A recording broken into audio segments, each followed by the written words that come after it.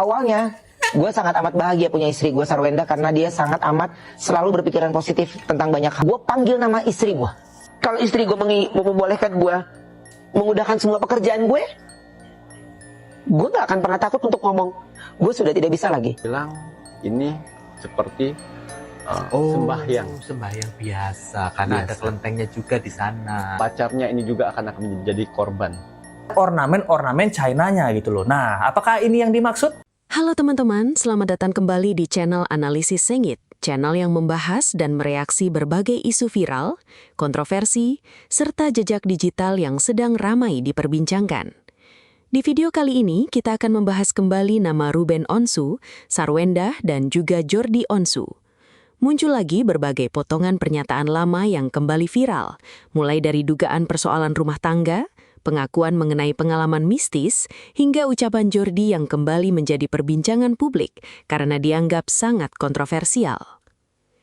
Yang menarik, kini muncul lagi perkembangan terbaru berupa reaksi netizen, jejak digital yang kembali diungkit, hingga berbagai teori yang membuat publik semakin penasaran. Benarkah semua potongan informasi itu saling berkaitan, atau justru banyak hal yang perlu disikapi secara lebih kritis? Tonton videonya hingga usai, karena saya akan memberikan komentar cukup panjang di bagian akhir video. Yuk kita tonton videonya. Dan siapakah suami dan istri ini yang kita semua nggak kenal, dan nggak tahu, dan nggak ada yang curiga? Gitu. Banyak menumbalkan banyak orang-orang yang ada di sekitarmu, keluargamu, darah dagingmu. Keluarga? Kagak apa-apa, bawa aja semua. Saya sih insya Allah kalau 50 miliar nggak punya saudara nggak apa-apa. Gua nggak percaya Tuhan nggak apa-apa deh katanya gue gitu. Jual musuh atau ada yang mengorbankan jiwa raga. Jual musuh. Istilahnya. Kalau mereka tuh ada yang menjual musuhnya atau yang mengorbankan jiwa raga. Kalau aku pasti tanya mau yang mana? Yang mana aja yang penting deal kata gue. Amit. Itu kenapa akhirnya gue panik karena yang diucapin sama dia itu adalah dia ngucapnya minta bayi. Ini. Minta bayi itu tunjuk fotonya Wenda yang masih hamil. Kaget akhirnya Ruben menceritakan bahwa dia udah menyiapkan semuanya sebelum dia meninggal dunia. Ini alasan dia bercerai kah? Bahwa kemarin statementnya Jordi Onsu yang bilang dia mencoba segala pesugihan, bahkan dia bilang untuk mengorbankan darah dagingnya, keluarganya, nggak apa-apa, asal dapat 50 miliar. Nah, pertanyaannya, sekarang Jordi udah punya nggak 50 miliar? Kayaknya sih punya ya, lebih mungkin. Apakah ini salah satu yang ternyata secara tidak sengaja diikut pesugihan ini? Nah, ini pertanyaan kita semua ya. Dan Sarwenda juga ke kantor polisi katanya untuk melaporkan. Nah, ini kita nggak tahu laporin siapa ya. Apa laporin Ruben atau laporin akun-akun yang diduga merugikan Sarwenda ya. Karena mungkin gara-gara akun ini ya kerjaannya jadi nggak ada dong gitu. Nggak jadi dapat 200 juta per live gitu. Nah, ini pertanyaan kita semua. Yang gue balik ke lu adalah, kalau lu percaya itu terjadi karena itu hal mistik, berarti lu percaya dan benci sama lu dong, bro. Ya hidup kan nggak semua orang suka sama kita. Iya, tapi masa sampai begitu bencinya? Kan nggak mungkin kalau cuma Gua juga nggak habis mikir, Mas. terus doang nggak begitu kan? Gue juga nggak habis mikir. Awalnya gue sangat amat bahagia punya istri gue Sarwenda karena dia sangat amat selalu berpikiran positif tentang banyak hal. Tapi bangga ketika dia, guys. kejadian itu menimpa dan malam itu gue panggil nama istri gue. Gue panggil dia karena jaraknya dekat sekali dan dia melihat dengan mata dia dan di situ dia baru bicara. Seperti nonton sebuah sinetron, tapi ini aku yang ngalamin. Tapi pas ketika gue lepas gue sebut nama dia tuh gue kayak lega. Jadi awalnya Ruben tuh nggak pernah cerita ke Wenda. Mungkin kalau cerita dipatahin sama Wenda, enggak gitu. Misalnya ada apa nih? Paling itu ada kucing. Ada apa? Paling Pokoknya ada logika lah ya. Logika. Sampai akhirnya ngelihat benar-benar. Iya, sampai dia yang nggak bersihin, dia yang ini sendiri, sampai akhirnya kita 8 bulan. Ini cerita lalu ya. Ini cerita lalu yang kita ngerasain capeknya. Rumah lama ya. Rumah lama. Sebenarnya bukan rumahnya, kan yang diincer guanya. Waduh, sebenarnya bukan rumahnya, tapi yang diincer guanya. Waduh, di sini juga poinnya Ruben, dia bilang setiap dia menyebut nama Sarwenda itu tenang gitu, seperti gangguannya hilang gitu. Nah, seperti yang kita bilang, apakah Sarwenda ini malaikat gitu ya? Malaikat pelindung? Atau malaikat maut? Maut maksudnya maunya ikut gitu, maunya ikut Ruben supaya bisa melindungi Ruben gitu maksudnya. Waduh, apa di sini Ruben belum sadar juga? Belum sadar waktu itu yang menenangkan dia ya cuman Wenda. Kalau sekarang kan udah nggak sakit-sakitan lagi Ruben ya gitu, karena udah nggak ada Wendahnya juga gitu. Apa ada hubungannya dengan teori konspirasi ini? Kita lanjut lagi guys. Berarti kalau emang benar ini kejadian, kalau yang diincar Uya kemanapun akan sama. Iya, sama. Gue sampai capek detailnya juga. Gue sudah mempersiapkan banyak hal. Suatu saat gue nggak ada di sini. Entah dari tangan manusia, Loh, atau mungkin lo jadi kayak pasar. bukan. Karena susah gue menceritakan hal yang maaf, gue nggak bisa menceritakan secara detail. Tapi itu yang gue bilang, gue hanya bisa memberikan isyarat yang seandainya jadi gue, lo akan tahu rasanya. Karena gue kayak orang gini, boleh nggak sih lo sabar? Gue selesain satu-satu. Lo nggak bisa desak gue terus. Guanya satu, badannya satu, pikirannya satu, semuanya satu, tapi semuanya harus selesaikan secara bersamaan. Jadi kalau ada masalah, ada urusan anak, pasti gue anak lagi yang gue urusin. Ininya gak kelarin. Ada ini gue gak kelarin gitu. Jadi sesuatu yang tidak pernah selesai, dan akhirnya karena gue tidak mau menghilangkan waktu gue bersama anak. Kalau gue cut semuanya yang paling penting buat hidup lu, Maksudnya? yang paling penting buat hidup lu, Keluarga. keluarga, Iya. anak berarti. Iya. Keluarga. Kalau istri gue membolehkan gue mengudahkan semua pekerjaan gue gak akan pernah takut untuk ngomong, gue sudah tidak bisa lagi.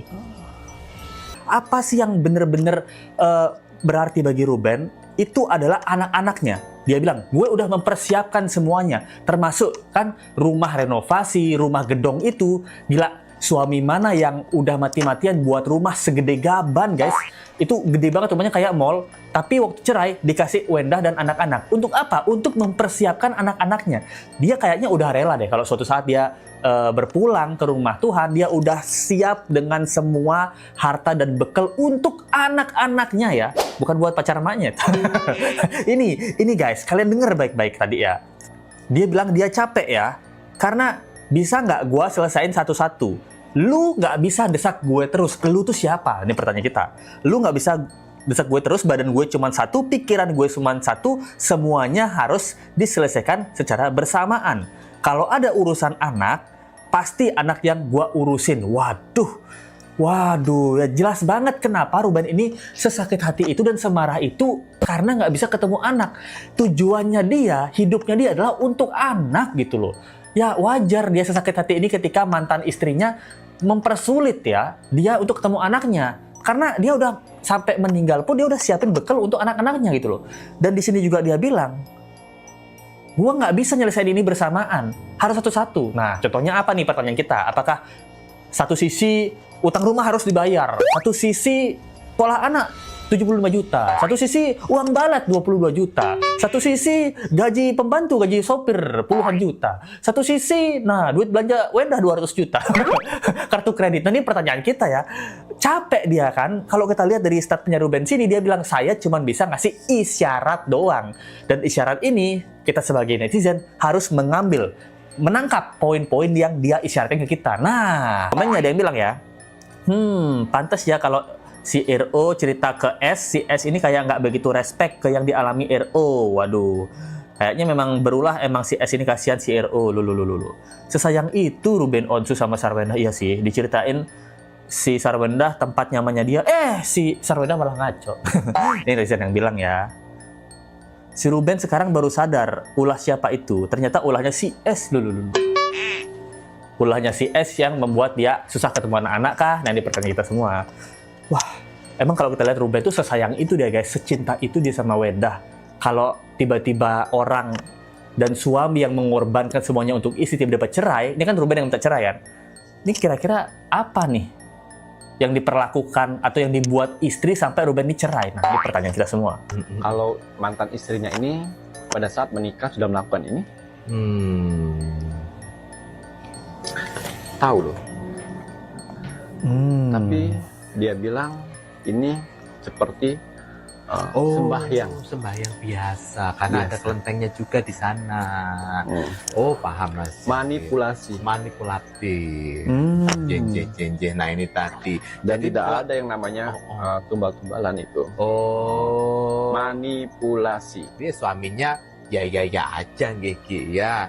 Ternyata udang di balik batu ada kebohongan. Nah, ujung-ujungnya dia pun juga, pacarnya ini juga akan menjadi korban. Nih, ditusuk. akhirnya Pacarnya. menyelamatkan Jadi si istri. dirinya. untuk menyelamatkan dirinya. Nah ini gimana sangat menarik. Akhirnya siapa yang berada di dekatnya ya akan. Oh, itu deh guys. Jadi kita juga ngomongin tentang masalah teori konspirasi pesugihan dan tumbal-tumbalan ya. Nah, teori konspirasi ini juga ada yang cerita bahwa ada seseorang yang pernah berumah tangga, terus pisah rumah tangganya, dan katanya si pria ini itu dia nggak tahu kalau si istri ini kalau ke tempat tanda kutip yang diduga pesugihan dan tumbal itu adalah ke tempat pesugihan, karena tempat itu juga ada kelenteng-kelentengnya. Nah, ini pertanyaan kita, apakah ini ngomongin Gunung Kawi? Karena kalau kalian lihat ya dari sini, video ini juga ada ornamen-ornamen China-nya gitu loh. Nah, apakah ini yang dimaksud? Dan siapakah suami dan istri ini yang kita semua nggak kenal? Nah, dan nggak tahu dan nggak ada yang curiga gitu. Pasti suami istri yang kita nggak kenal kan? Orang biasa kan gitu. Jadi juga ceritakan kalau ada pacar barunya si istri ini suatu saat juga akan terkena, nah ditusuk dari belakang, nah apa seperti mantan suaminya, dan juga akan kena ke akibatnya gara-gara si istri ini manipulasi gitu. Contohnya apa sih manipulasi, Pak Dukun? Apa contohnya seperti cuci-cuci baju pakai tangan padahal ada ART? Nah, ini pertanyaan kita ya. Soalnya tetangga Let's Go ada gitu, tetangga Let's Go nih gitu. Namanya Tante Mariam gitu. Dia punya mesin cuci tapi cuci-cucinya pakai tangan di rumah. Aneh juga ya gitu. Padahal suaminya tajir banget gitu. Dan nggak cuman itu, ada juga video dari TikTok ya, ini Let's Go dapat tentang Jordi ngomongin dia nyobain pesugihan. Tapi disuruh menumbalkan keluarganya, dia mau banget malah. Asalkan dapat 50 miliar. Gokil Jordi Onsu. Nggak takut beneran terjadi? Apa udah kejadian? Nah, ini pertanyaan kita ya. Lanjut. Pas sampai di dalam, masuklah hidayan yang berikutnya gitu kan. Dia bilang lagi, Jody, dia bilang, uang 50 miliar itu tidaklah kecil. Dia bilang gitu. Kamu harus banyak menumbalkan banyak orang-orang yang ada di sekitarmu, keluargamu, darah dagingmu. Jawab gua Keluarga. langsung, kagak apa-apa, bawa aja semua. Saya sih insya Allah kalau 50 miliar nggak punya saudara nggak apa-apa. Dia bilang gini, tapi saya maunya cash hari ini ya, kata gue gitu. Sampai terakhir orang-orang itu bilang, gila, bapak paling lama kata dia gitu di dalam 4 jam setengah. Karena aku tuh udah curiga kan, ini kayak sindikat nih kata gue. Sebelum masuk disuruh tanda tangan dulu di atas materai. Apa tuh? Jika tidak berhasil, bahwa Akan akan menuntut. tidak boleh menuntut, tidak boleh lapor polisi dan lain sebagainya dengan penuh kesadaran. Iya, kamu tanda tangan dulu deh tuh. Iya dong, iya nggak? Wah, nih dukun udah jaga-jaga nih, pinter pakai materai. Ya kan? Udah, habis bayar, transfer, Berapa? terus 10 juta. Masya Allah, 10 juta. 10 juta. Dan ternyata banyak warga-warga yang menggadaikan sawah, Ya Allah. jual rumah tuh sampai Dijanjikannya apa itu 10 juta itu? jadi dijanjikannya waktu awal nih interview awal udah aku tanya-tanya kan. Jadi orang terakhir kesini bawa duit berapa Pak? Oh banyak. Ada yang dapat berapa M gitu. Berapa M itu apa? Menarik nih kayaknya. Menarik Jangan kan? dibacain dong, Bu. Menarik kan? Iya. Menarik. banget. Apakah jiwa Menarik. bergejolak gue mulai kayak bimbang Sama nih sekarang. Nggak, gue nggak percaya Tuhan nggak apa-apa deh kata gue gitu. Iya nggak? Dulu nih. Dia juga bilang, gue nggak percaya Tuhan, nggak apa-apa deh, asalkan dapat 50-an. Buset, Jordi, omongan nggak boleh kayak gitu loh, Jordi. Nanti beneran gimana? Apa udah ya? Nah, pertanyaan kita ya. Karena di sini dia juga jelasin dia mau dapat 50 M gitu. Dan di sini udah dikasih tahu juga penjelasannya. Tapi kamu harus menumbalkan ada keluarga, darah daging, saudara, lingkungan terdekat. Dia bilang, nggak apa-apa. Gue nggak punya keluarga, nggak apa-apa. Asalkan punya dapat 50 M. Nah, pertanyaannya, apakah sekarang aset Jordi dan juga uang Jordi dan seluruh perusahaan Jordi valuasinya udah 50 M atau mungkin lebih? Nah, ini pertanyaan kita semua guys. Nah, jangan-jangan Jordi waktu tersebut dia niatnya bercanda atau niatnya cuman konten. Tapi pas setannya denger, oh deal nih, oke deal. Nah, kalau pas setannya nggak ngerti konten, pesugihannya kagak ngerti konten, didealin gimana? Apalagi Jordi udah bayarnya berapa? 10 juta, di transfer. Dia juga udah mengiyakan, gue nggak percaya Tuhan, nggak apa-apa deh. Nggak punya keluarga, nggak apa-apa deh. Takutnya setannya beneran. Karena udah deal. Jadinya ini teori konspirasi ya gitu. Kalau ada orang ngedeal sama setan, tiba-tiba ada sanak keluarganya yang sakit, sanak keluarganya yang atau darah dagingnya yang kena masalah. Apa jangan-jangan sekarang dia nggak kepikiran apa gara-gara ini ya gitu. Nanti pertanyaan kita semua ya. Udah tuh, akhirnya pas nyampe di depan di perjalanan tuh kita masuk ke hutan bambu, ada kayak gubuknya gitu. Di sana terus kayak ada briefing singkat gitu sama orang pintarnya. Ini tuh di kaki gunung ya. Bener-bener posisinya tuh sangat meyakinkan. Di kaki gunung ada orang banyak orang tuh bawa bunga berapa tampah gitu kan, kayak mau upacara gitu loh. Jadi banyak gitu karyawannya. Iya. Udah akhirnya pada saat di depan dia bilang, Mas saya mau minta uang berapa gitu. Oh, saya mau uangnya 50 miliar. Oh, 50 miliar dia bilang gitu. Itu banyak loh Mas. Oh ya iya memang kalau lagi mau minta ke hantu ya saya mintanya jangan sedikit-sedikit Pak. Betul banget. Saya udah nyampe sini kok. Nah, betul. Kata gua kan? Iya nggak? Tapi ini susah loh Mas. Jadi biasanya kan orang tuh ada yang jual musuh atau ada yang mengorbankan jiwa raga. Jual musuh Istilahnya. Kalau mereka tuh ada yang menjual musuhnya atau yang mengorbankan jiwa raga. Kalau aku pasti tanya mau yang mana? Yang mana aja yang penting deal kata gua. Waduh. Oh, dia sama iparnya ya nyembah bareng kayaknya. Syuting bareng maksudnya kan, nyembah tapi syuting bareng dulu. Walaupun bahasanya bercanda kok ngeri ya. Sama Alisku juga mungkin dia bercanda tapi ngeri juga coy. Pantesan Wirang pas nerawang Ruben bilang kalau Ruben harus cerita yang dialamin ke teman dekatnya, bukan ke saudara atau istrinya. Oh bener juga ya kemarin ya. Nanti kita ada video lagi ya. Kita ulang lagi. Wirang cerita kalau Ruben ini ada yang lebih parah daripada ini, tapi ceritanya cuma ke teman dekat ya. Gitu, dia nggak mention saudara ataupun istri. Lulu. Astagfirullahaladzim, semoga Allah memberimu hidayah menyadarkan bahwa saudara penting dalam hidup. Ya bener juga sih. Waduh. Di apartemen. Jadi dia pun kecapean sendiri gitu. Makanya pada saat itu kenapa akhirnya gue panik? Karena yang diucapin sama dia itu adalah dia ngucapnya minta bayi. Ini. Minta bayi gitu, terus tunjuk fotonya Wenda yang masih hamil. Gitu. Nah, kata Pak Ustadz, wah udah gak wajar nih. Gak boleh kayak begitu gitu. Pak Ustadznya marah, jadi langsung saya diam aja, saya ngikutin Pak Ustadz aja, diam, saya nggak ngapa-ngapain, diam aja. Ada 2 kejadian momen yang kamu alami yang jauh lebih tragis dari yang pernah kamu ceritakan selama ini.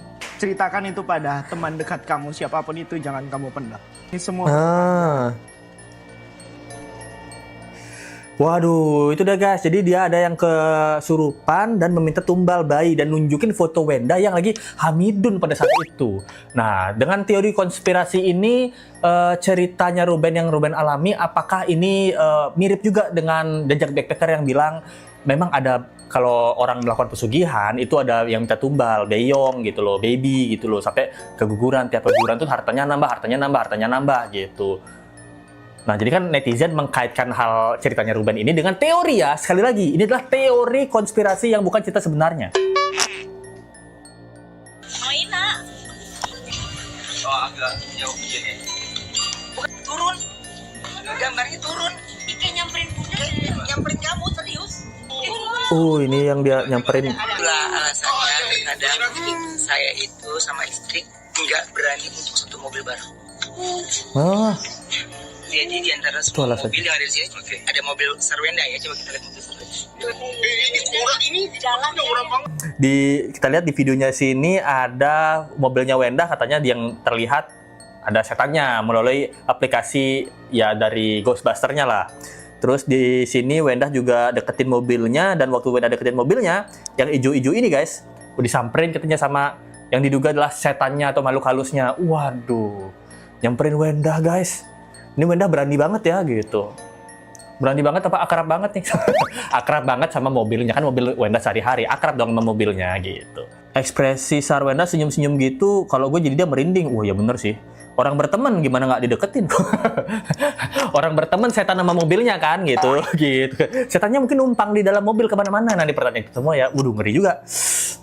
Dan nggak cuman itu guys. Jadi Sarwenda ini juga datang ke kepolisian ya. Kalau kita lihat, ini Sarwenda hari ini datang ke Polres Jaksel. Ada apa? Apakah diduga ada yang dilaporkan? Nah, ini dia pakai baju hitam dan tidak didampingi oleh CEO atau pacarnya guys. Jadi dia ke Polres Jaksel. Nah pertanyaannya, ketika Ruben ini nggak ada di Indonesia, kok dia sering banget kemana-mana ya, ke KPAI, ke Komnas Perempuan, sekarang ke Polres Jaksel juga gitu. Kenapa mereka nggak ke sana waktu ada Ruben di Indonesia? Nah, apakah ini jadi membuat Ruben itu terbatas gerakannya? Nah, ini nggak tahu juga ya, apakah dia ngelaporin Ruben atau dia ngelaporin akun-akun yang diduga membuat Wenda ini kehilangan mata pencariannya? Kita pertanyaan kita juga ya. Kalau saya pribadi, setelah mengikuti pembahasan dari awal sampai akhir, saya justru melihat bahwa kasus seperti ini menjadi contoh bagaimana sebuah jejak digital bisa terus hidup bertahun-tahun dan kembali muncul dengan sudut pandang yang berbeda-beda. Menurut saya, inilah yang membuat publik terus mengikuti perkembangan isu yang berkaitan dengan Ruben Onsu, Sarwendah maupun Jordi Onsu. Saya sendiri tidak ingin mengatakan bahwa semua teori yang beredar itu benar. Justru saya merasa banyak bagian yang masih berupa dugaan, tafsiran, atau opini dari para kreator konten maupun netizen. Sebagai penonton, menurut saya kita perlu membedakan mana yang merupakan fakta yang sudah dikonfirmasi dan mana yang masih berupa spekulasi. Dua hal itu tidak boleh dicampur begitu saja. Yang paling menarik perhatian saya adalah bagaimana satu potongan video atau satu ucapan lama bisa kembali viral dan dimaknai secara berbeda ketika dikaitkan dengan peristiwa yang terjadi sekarang. Fenomena seperti ini sebenarnya sering terjadi di media sosial. Begitu ada sebuah kasus yang ramai, orang akan kembali membuka video-video lama, wawancara lama, hingga potongan podcast untuk mencari keterkaitan. Belum tentu keterkaitan itu benar, tetapi publik memang memiliki rasa ingin tahu yang sangat besar. Kalau berbicara mengenai Ruben Onsu, saya melihat sosok Ruben memang sejak dulu cukup terbuka ketika menceritakan pengalaman hidupnya. Ketika seseorang sering berbagi cerita kepada publik, tentu akan muncul banyak penafsiran. Ada yang percaya sepenuhnya, ada yang meragukan, ada pula yang mencoba menghubungkan cerita tersebut dengan berbagai teori lain. Menurut saya, itu sesuatu yang hampir tidak bisa dihindari ketika seseorang menjadi figur publik. Sedangkan mengenai berbagai teori yang muncul dalam video tadi, saya pribadi memilih untuk tidak langsung mempercayainya. Saya lebih menganggapnya sebagai bahan diskusi yang menarik dibandingkan sebagai sebuah kesimpulan. Apalagi ketika pembahasannya sudah masuk ke ranah mistis, teori konspirasi, atau dugaan-dugaan yang belum memiliki bukti yang jelas. Hal-hal seperti itu memang mudah menarik perhatian penonton, tetapi menurut saya tetap harus disikapi dengan hati-hati. Begitu juga dengan ucapan Jordi yang kembali ramai diperbincangkan. Kalau memang ucapan itu disampaikan dalam konteks bercanda, tentu konteksnya sangat penting untuk dipahami. Namun di sisi lain, saya juga bisa memahami mengapa banyak orang merasa ucapan seperti itu kurang pantas. Karena ketika sebuah potongan video dipisahkan dari konteks aslinya, dampaknya bisa menjadi sangat besar. Di era digital seperti sekarang, satu kalimat saja bisa terus beredar selama bertahun-tahun. Menurut saya, inilah pelajaran yang paling besar bagi siapapun yang aktif di media sosial atau sering tampil di depan publik. Apa yang kita ucapkan hari ini belum tentu selesai hari ini. Bisa jadi bertahun-tahun kemudian akan muncul lagi dan ditafsirkan dengan sudut pandang yang benar-benar berbeda. Saya juga merasa bahwa publik sebaiknya tidak terlalu cepat mengambil kesimpulan hanya berdasarkan potongan video.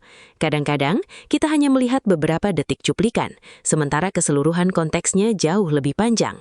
Akibatnya muncul banyak asumsi yang belum tentu sesuai dengan kenyataan. Sebagai kreator reaksi, saya justru lebih senang mengajak teman-teman untuk melihat sebuah isu dari berbagai sisi.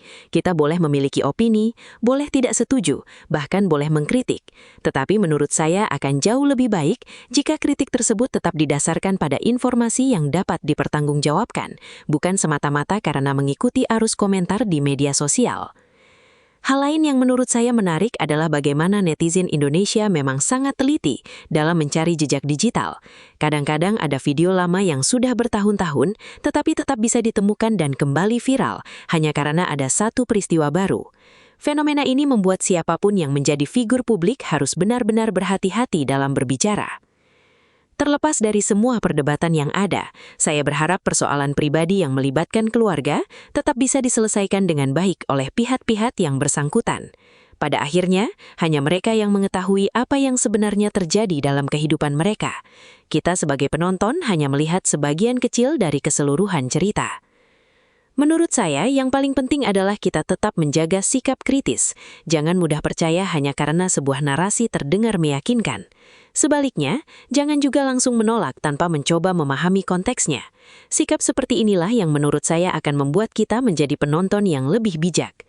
Sekali lagi, semua komentar yang saya sampaikan di bagian akhir video ini murni merupakan opini pribadi saya sebagai kreator reaksi. Kalian tentu boleh memiliki pendapat yang berbeda. Justru saya sangat senang jika di kolom komentar nanti kita bisa berdiskusi dengan sehat, saling menghargai, dan saling bertukar sudut pandang tanpa harus saling menyerang. Nah, sekarang saya ingin tahu pendapat kalian. Menurut kalian, apakah berbagai potongan pernyataan yang kembali viral ini memang memiliki keterkaitan, atau justru hanya kebetulan yang kemudian dirangkai menjadi sebuah narasi oleh publik? Silahkan tuliskan pendapat kalian di kolom komentar, tetapi tetap gunakan bahasa yang sopan dan saling menghormati. Kalau kalian menikmati pembahasan seperti ini, jangan lupa dukung channel Analisis Sengit dengan menekan tombol like, subscribe, dan aktifkan lonceng notifikasi agar tidak ketinggalan video-video analisis dan reaksi terbaru. Terima kasih sudah menonton sampai akhir. Sampai jumpa di video berikutnya.